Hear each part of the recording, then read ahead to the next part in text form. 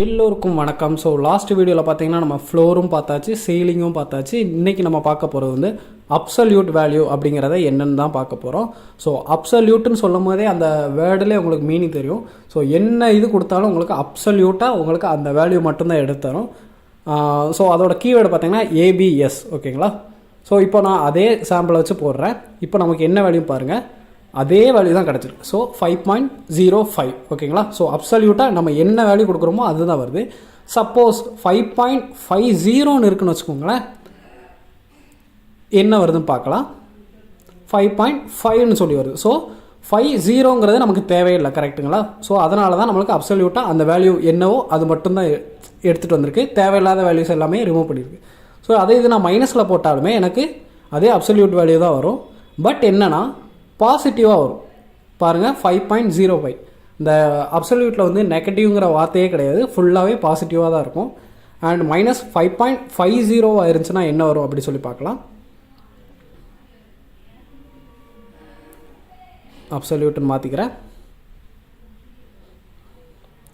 பாருங்கள், அதே 5.5 தான். அந்த 0 வந்து நமக்கு தேவையில்லை, இருந்தாலும் ஒன்று இல்லைனாலும் ஒன்று. ஸோ அதனால தான் நம்ம அப்சல்யூட்டில் பார்த்திங்கன்னா நெகட்டிவ்ங்கிற வார்த்தைக்கு இடமே கிடையாது. ஓகேங்களா? ஸோ சப்போஸ் நான் 12 கொடுக்குறேன், அப்போது நமக்கு என்ன வரும் கெஸ் பண்ணுங்கள். எஸ், அதே 12 தான் வரும். ஓகேங்களா? நான் இன்னும் 2-3 சாம்பிளுக்கும் போட்டு காட்டுறேன்.